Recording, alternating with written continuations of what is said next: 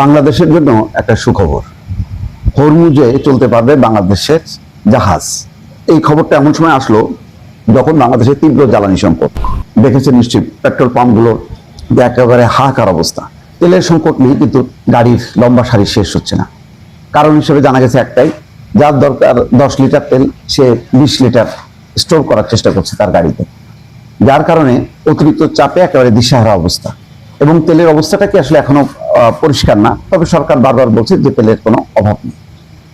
এই অবস্থা যখন চলছে গত ঈদের আগের থেকে, এবং ঈদের পর আরো পরিস্থিতি যখন নাজুক, তখন বলা হচ্ছে যে হরমুজে চলতে পারবে বাংলাদেশের জাহাজ।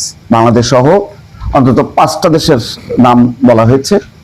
সেখানে ভারত আছে, সেখানে পাকিস্তানের নামও আছে, এইভাবে চীন, রাশিয়া, তারপর ইরাক, এই দেশগুলোর নাম আছে। তো এইটা আমাদের জন্য যেমন সুখবর, আবার একটা কিন্তু বিপদ।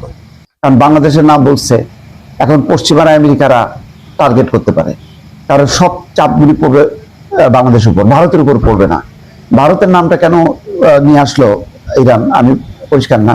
কারণ ভারত বরাবরই কিন্তু এই যুদ্ধে সে ইসরায়েলের পক্ষে, আমেরিকার পক্ষে, কোনো মুসলিম দেশের পক্ষে ভারত কখনোই থাকে না, এবং এখানেও ব্যতিক্রম না। হয়তো কৌশলগত কারণে এখন এত শত্রু বাড়াতে চায় না ইরান, সেই কারণে হয়তো বলেছে।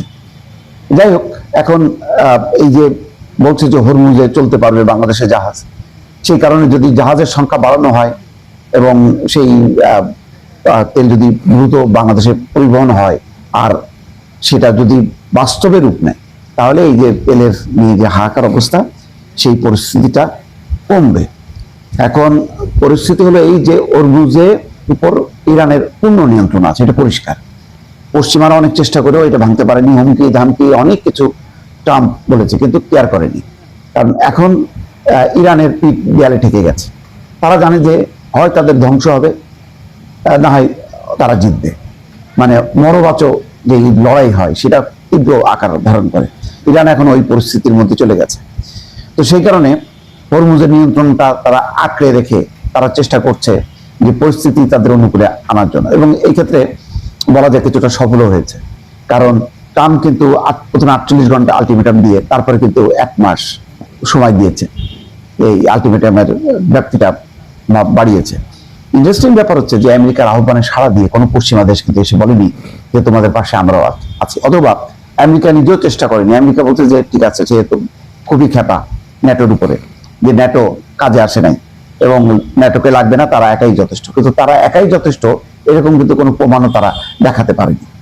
যাই হোক, এখন যদি বাংলাদেশের জাহাজগুলো যদি দ্রুত চলাচল করে এবং আরো বেশি বেশি করে তেল নিয়ে আসতে পারে, তাহলে হয়তো তেলের সংকটটা থেকে অন্তত বাংলাদেশ রেহাই পাবে।